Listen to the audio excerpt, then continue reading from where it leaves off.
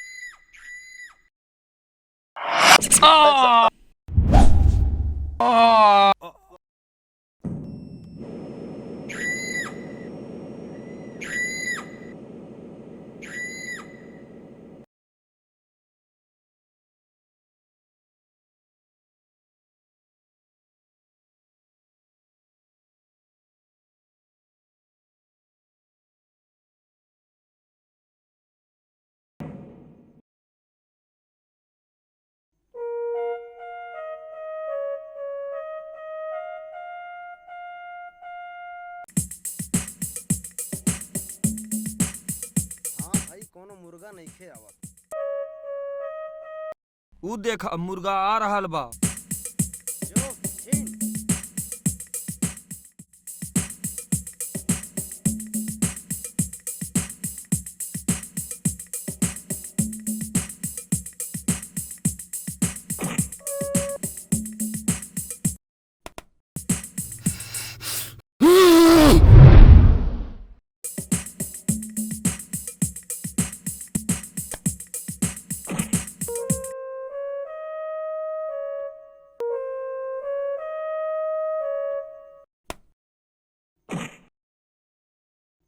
आह आह आह आह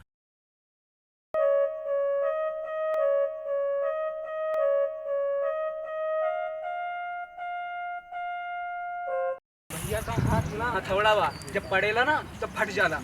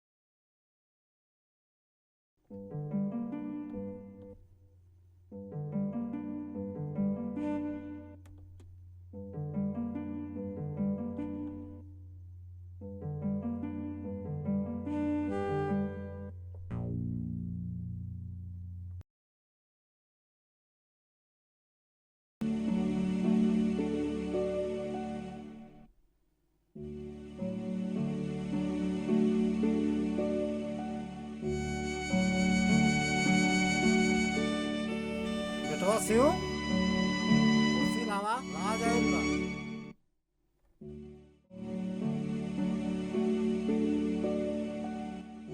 बेटवा राज अब तुम्हार पढ़ाई पूरी हो गई बा। अब कोनो नौकरी मिल जात ता हमार मन के शांति मिल जात। रउआ के नौकरी के पड़ल बा।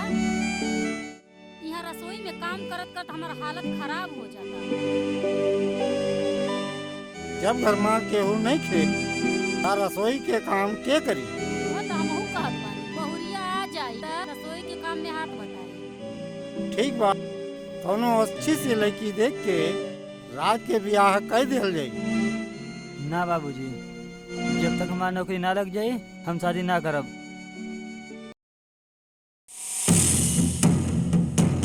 हे बाबूजी, भैया के शादी के बाद हमरो शादी कर दिया।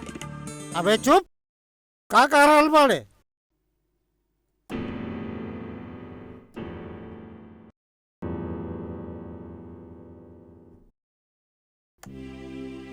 कौन हुए रे जौन हफ्ता ना देवे के गुस्ताखी करता? जौन हफ्ता ना दिए ना मार के सर के टांग तोड़ दिया। भैया ऊ हमरा के बहुत मरले बा। बता जौन हमरा आदमी के मारे के गुस्ताखी कैलस ऊ बचे के ना चाहिए।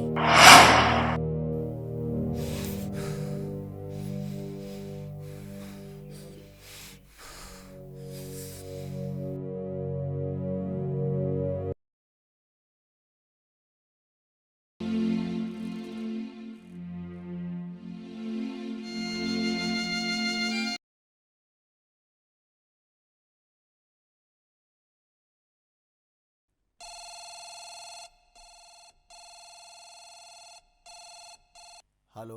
हेलो। हाँ रजत। हाँ बगीचा में है, आवत आनी। ठीक है।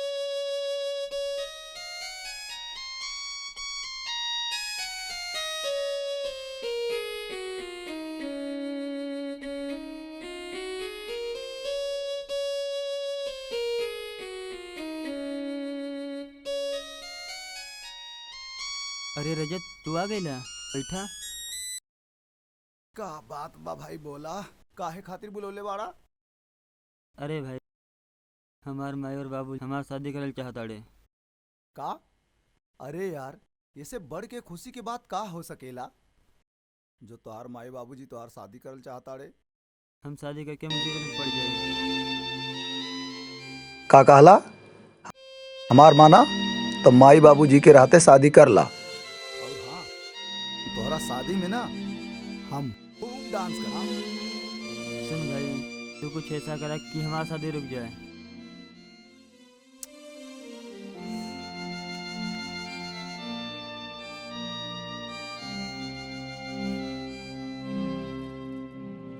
ठीक बा, चला घर चला।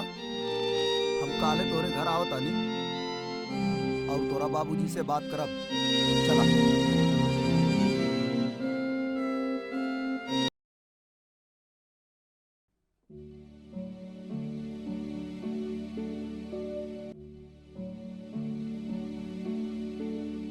मैं क्राइम ब्रांच से हूँ। तुम लोगों का नाम थाने की लिस्ट में है। उसी के आधार पे मैं तुम लोगों से छानबीन करने आया। इस इलाके में जो खून हुआ है ना, उसके बारे में तुम लोग कुछ जानते हो तो सच सच मुझे बता दो। ए साहब, हम लोग ना छोट मोट ना छिंदी चोर है, मर्डर और हाँ छोट मोट ना चोरी छिनैती छिनैती कर सकेले, छोट मोट। ठीक है, अगर तुम लोगों का नाम आ गया ना, तुम सब लोग जेल में सड़ोगे। मर्डर ये कौन कर सकेला रे?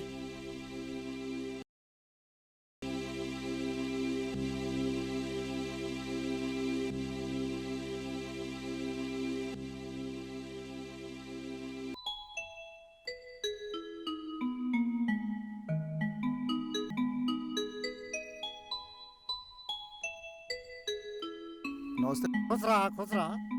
बाबूजी, ये हमारे दोस्त रजत बाड़े। शिव जा कुछ चावा लेके आवा।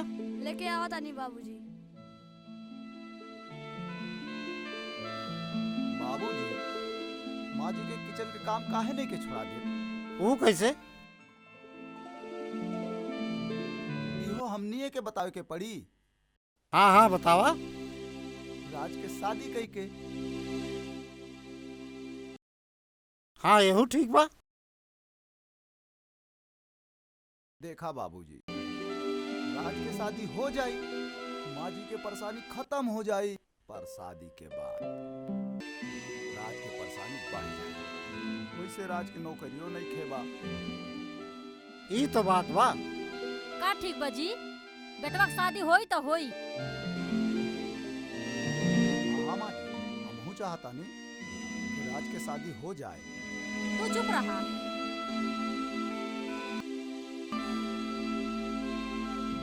अच्छा बाबूजी, अच्छा राज, तो हम चला था नहीं। हाँ अच्छा अच्छा, नमस्ते। खुश रहा खुश रहा।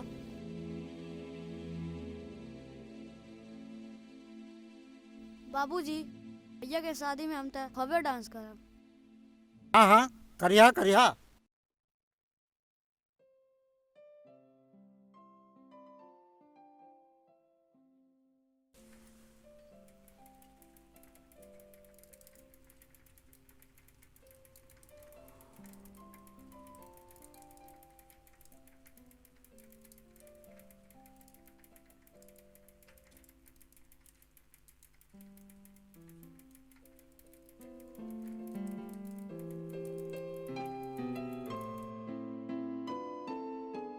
ठीक बाय हमने, अब हमार घर आ गइल बा, हम जाता नहीं।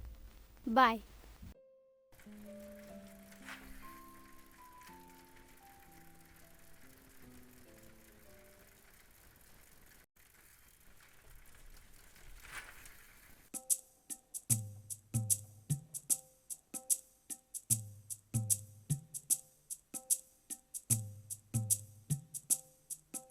का हो सत्या का बा? हाल चाल तो ठीक बा भाई। बहुत दिन हो गईल रंग रलिया मनावे के ना मिलल। जी भैया, हाँ हाँ भाई, बहुत दिन हो गईल बा रंगरलिया मनावे के ना मिलल। चला आज रंगरलिया मनावल जाई।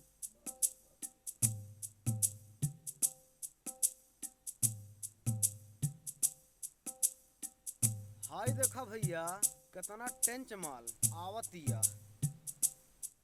चला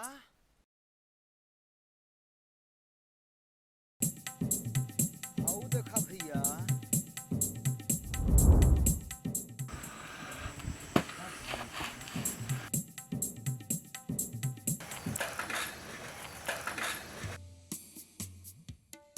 चला चुकलाल कैची के धार लगा दियल जाए।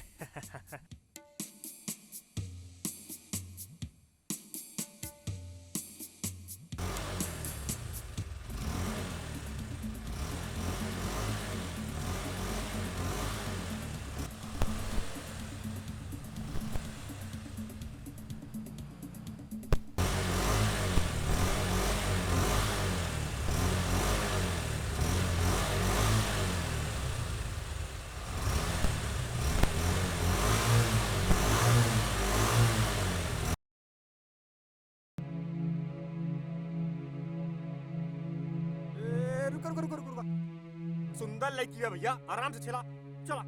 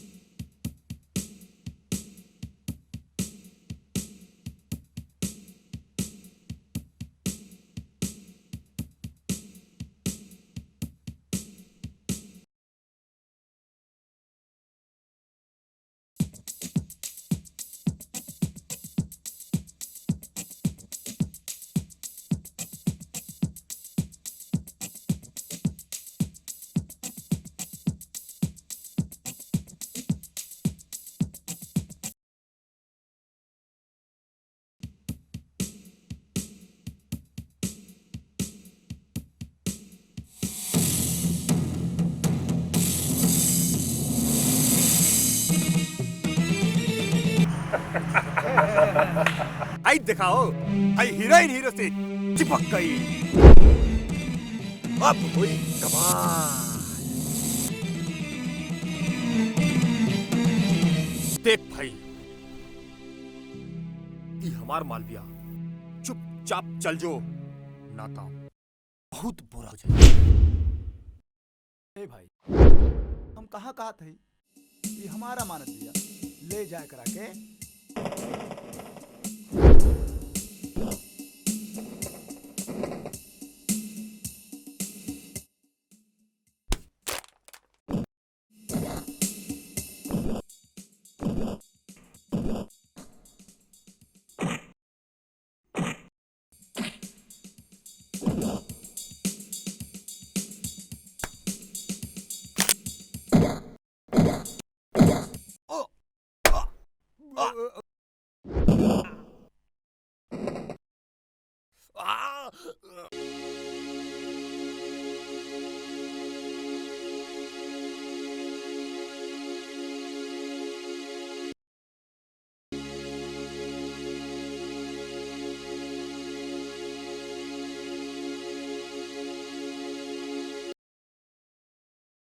ए चल, एक राखी बाद में देखो। बहुत मरलस।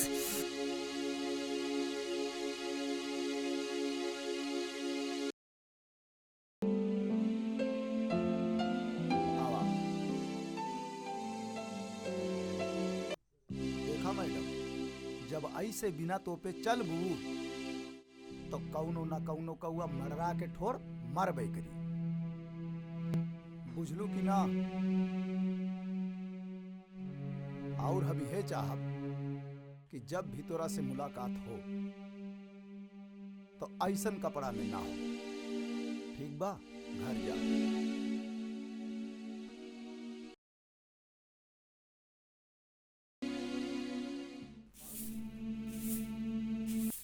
आवे दा यामिनी की आज एकरा समझावा तनी।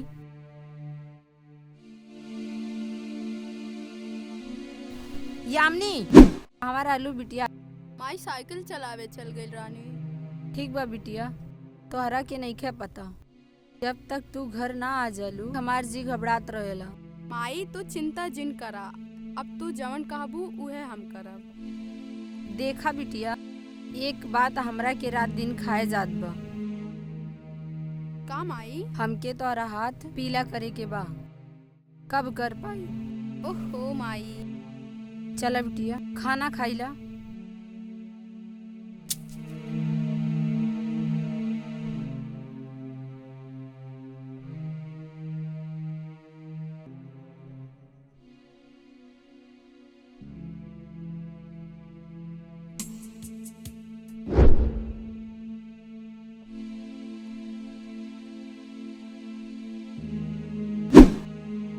इंस्पेक्टर, मैं सीबीआई से हूँ। यस सर। आपके इलाके में जो खून हुआ था उसका अभी तक क्या हुआ? छानबीन सर चल रहा बा। ठीक है, आज से हम आपके साथ में हैं और इस केस का पता लगाएंगे। ठीक बा। एकरा के पकड़ के लाइल बानी, हो सकेला केस के बारे में एकरा से पता चल सकेला। ठीक है, आपको जो करना है करिए, केस का रिजल्ट चाहिए। एकर सेवा करत बानी, हो सकेला कुछ पता चल जाए।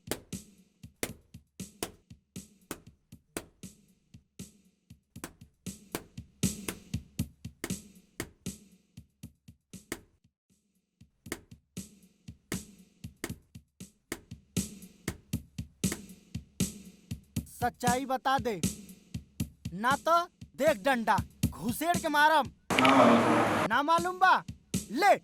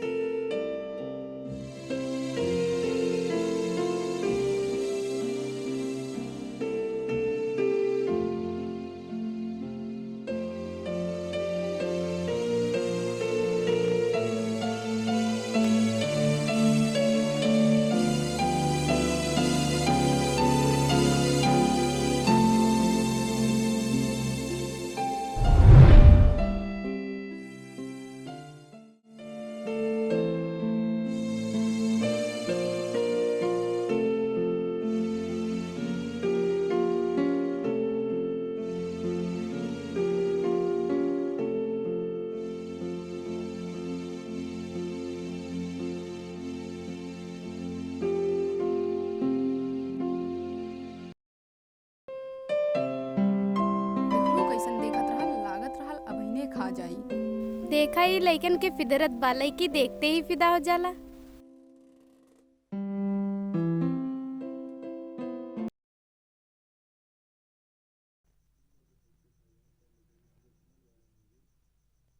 अरे रजत, तू शादी कराइल गए रहेला कि तोड़े? देख यार, बाबूजी तो मान गए रहने, माँ जी के गुस्सा देख के हम डर गए नहीं यार। चला ठीक बा कौनो बात नहीं के, घर चला जौन होई तो देखल जाई।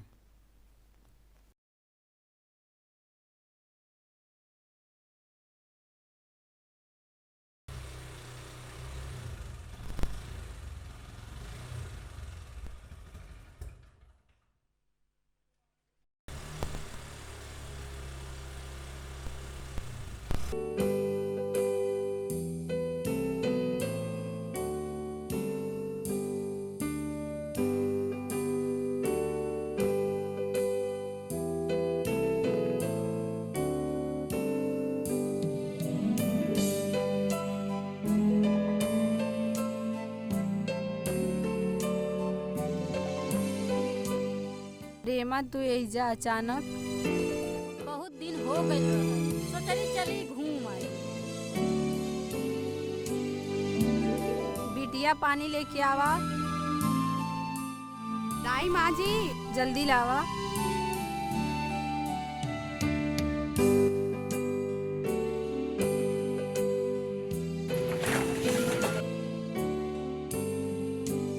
रउआ लोग के आवे में कोनो तकलीफ त ना भई? ना ना कोई तकलीफ ना भई।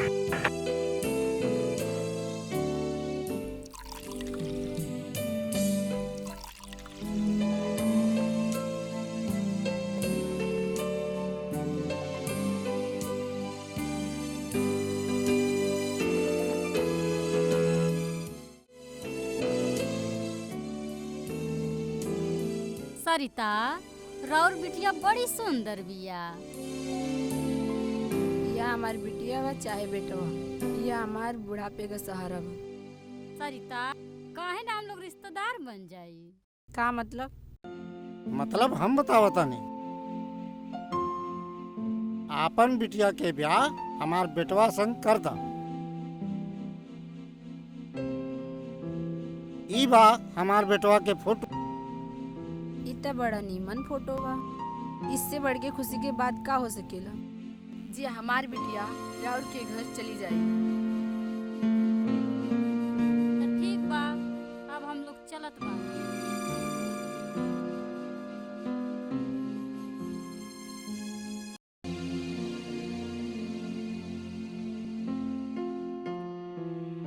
लागत आई बात रजत के बतावे के पड़ी।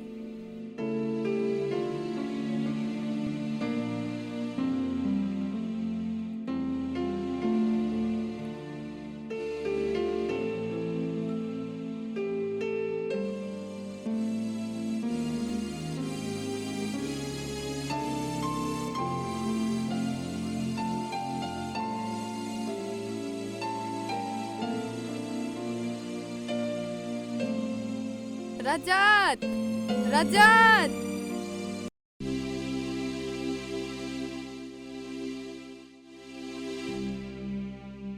यामिनी इतना काहे घबराइल बाड़ू? रजत हमके तोहके एगो जरूरी बात बतावे के बा। का बात बा बतावा? उस दिन हमरा के तोहरा से प्यार हो गइल रहे। हमके तोहरा से शादी करे के बा और तोहरा साथे जिए के बा। देखा यामिनी, हमार रहे के घर बा ना कौनो नौकरी। हम तोहरा से शादी करके कहाँ रहब? तो ठीक बा, तोहरा के जॉन करे के बा करा, हम जात बानी।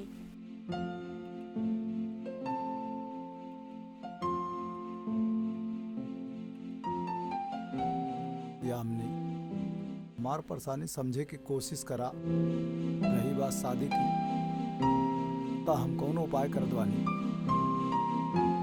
तो भगवान चाहिए तो हर शादी हमरा से जरूर हुई। हम मुस्कुरा दा।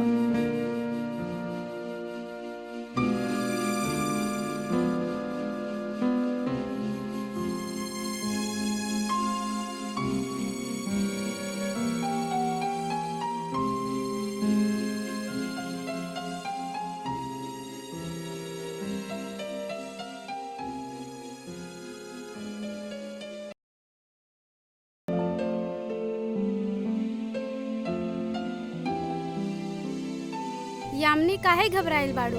हमार शादी तय हो गइल बा, हम ई शादी नइखे कइल चाहतानी। देखा यामिनी, ऐसन समय पे हिम्मत से काम लियल जाला, घबराइल ना जाला। हमरा के नइखे समझ में आवत हम का करी। तू चुपचाप घरे चल जा रो, ऐसन कौनो काम ना करिया।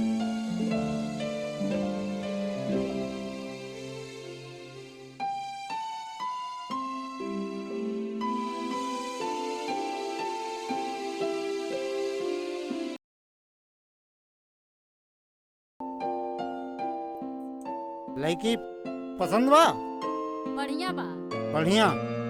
तब बेटवा के बुलाई, हाँ दिखा दियल जाए। हाँ दिखा दियल जा। बेटा सियो, जी बाबूजी।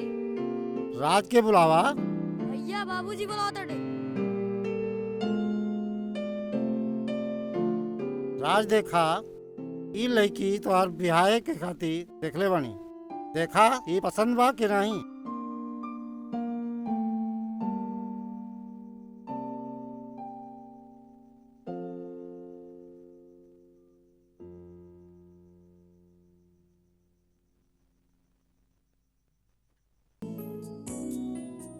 जी बाबूजी, आप जैसन कहबा हम वैसन करब। ठीक बा। लागता भाभी भैया के पसंद आ गइल बा।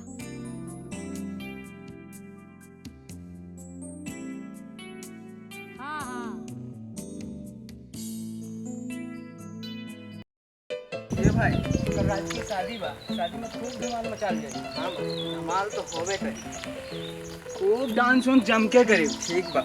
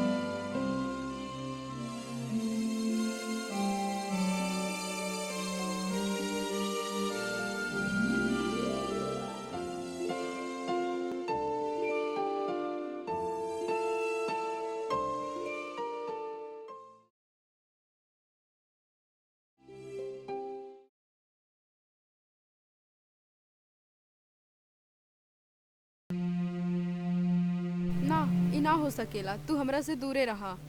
ई का कहत बाड़ू? आज हमनी के सुहागरात बा। का सुहागरात? सुहागरात ओकर होला जेकरा दिल के अरमान न टूटेला। का मतलब? मतलब ई बार हुए हजार रहब तो हम ना सोतब, जात बानी। रुका, तू जैसन कहबो हम वैसन करब, लेकिन तोहरा के हमारे एक बात माने की पड़ी। अगर हम बात से तब ना तो लोग हमनी के गलत सोचे हैं। ते हजा सूझ जा, हम हजा सूझ जाए।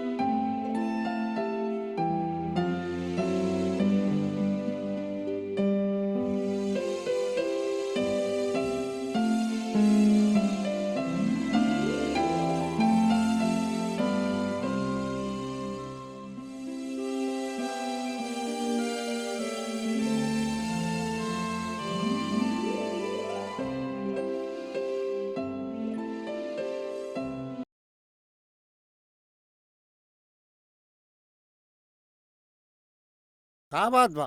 बहू नहीं खे दिखाई देत? ठीक बा, अब वही बुला के ले आवत बानी।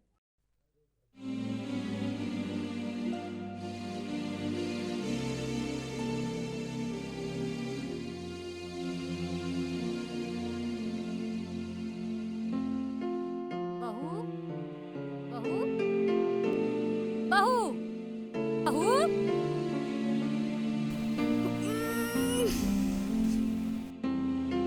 का बात बा? काहे चिल्लात बाड़ू? बहू, ये तू का कहत बाड़ू? दिन के 8 बज गइल, अब ले सुतल बाड़ू। चला, तब तोहर इंतजार करत बाड़े। देखा, हमके परेशान जिन करा, हमके केहू से नइखे मिले के बा। बहू, ये बात तोहरे मुंह से शोभा नइखे देत। ठीक बा, चला आवतानी।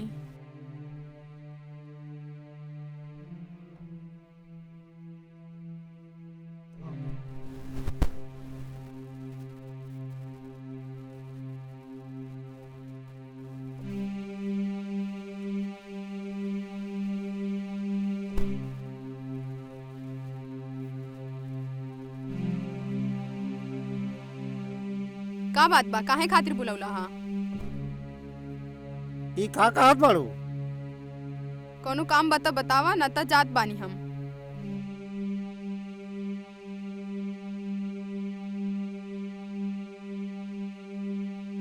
का बात बा बेटवा? बहू इतना काहे नाराज बिया? बाबूजी, हमके का पता, देखा था नहीं।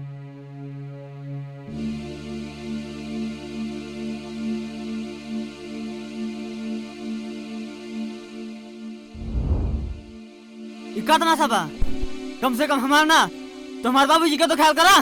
हो गइल तोहर प्रवचन? हमार व्यवहार नइखे ठीक लगत त हमरा के मइके छोड़ दा।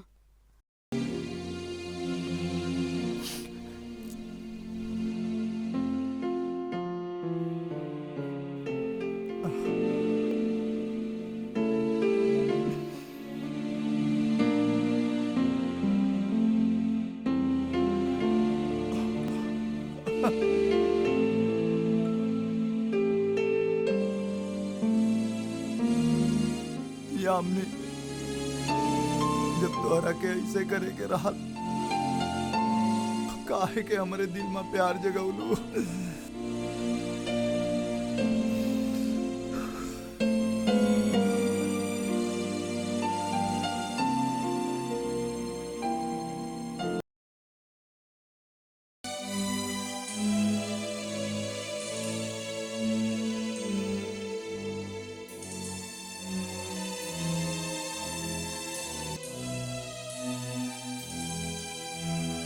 हे भगवान, ई का हो रहल बा?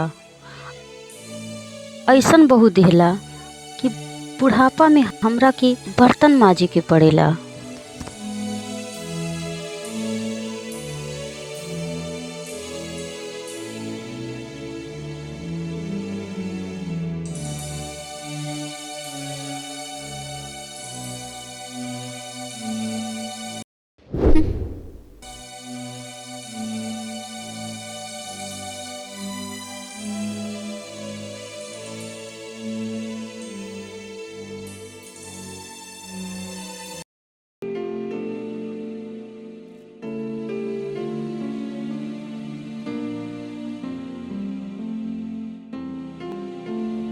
रजत, हमार मन वहाँ नइखे लागत।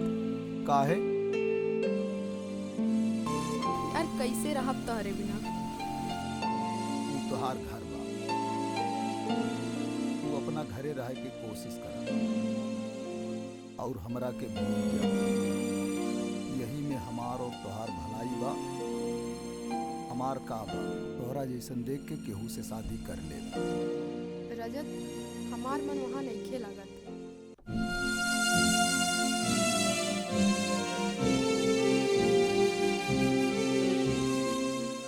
ठीक बा, आप जाई। फिलहाल हम इतने कहा, तू अपने घर खुश रहा।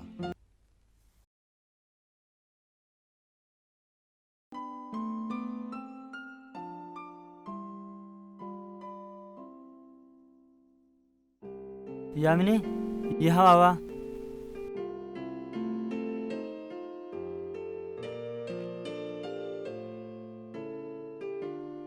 कहा? देखा, जीवन ऐसा ना चलेला। अगर तोरा मन में कुछ बा तो हमनी के बता दे। तो ठीक बा, सुना। एगो रजत नाम के लड़का से प्यार करत रहनी और साथ जिए मरे के कसम खइले रहनी।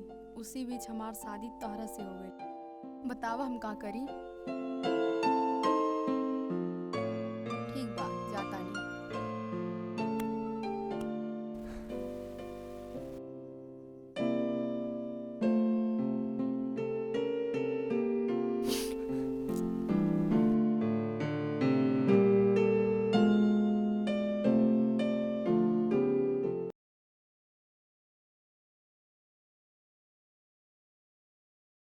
बाबूजी,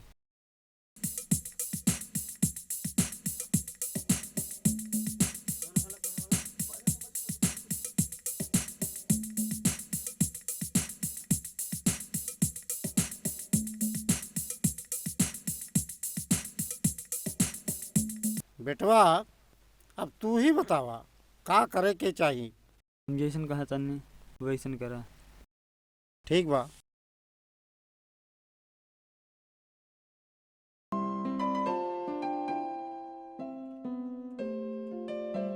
हेलो, हाँ मम्मी।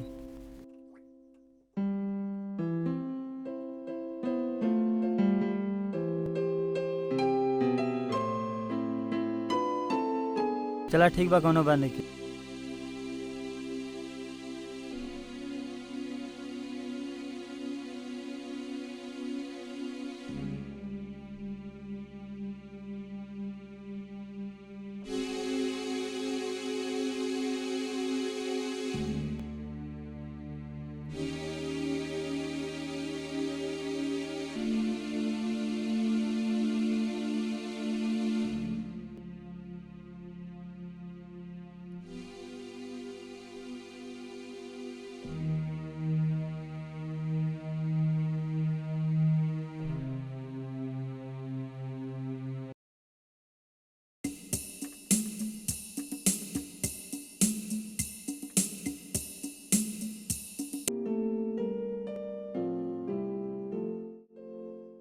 राज, इतना अर्जेंट का बोलो ले बाड़ा?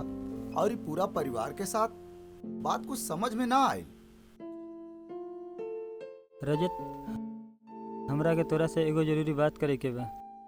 का बात करे के बा? भाई, ये हमनी शादी से पहले एगो लड़का से प्यार करता है, जकरा के ओकरा से मिलाए के बा। पर ई संभव नहीं खे। ई कैसे हो सकेला? संभव के संभव करे के पड़ी। वो लड़का कोई और नहीं खे, रजत तू ही बड़ा।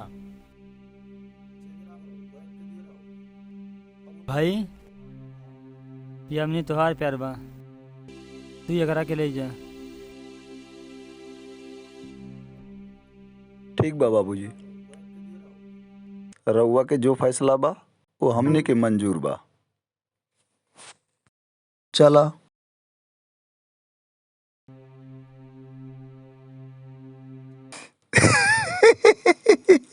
बाबूजी एगो बात बा।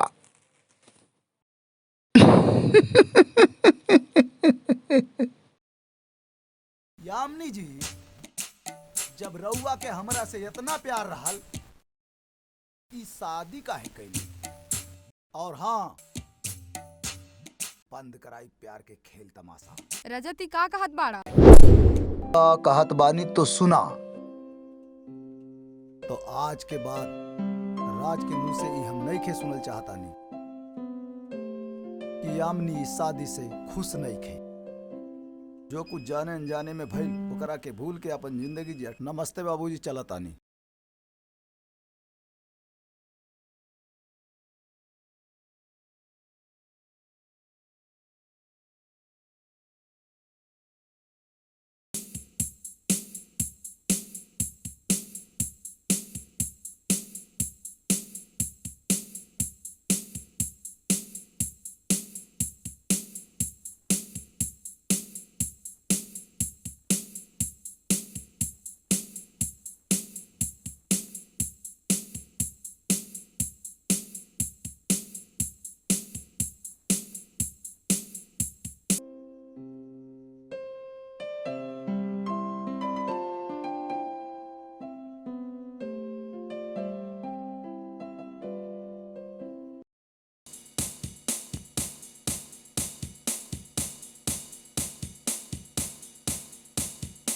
पता कर सन कहाँ भाग गए।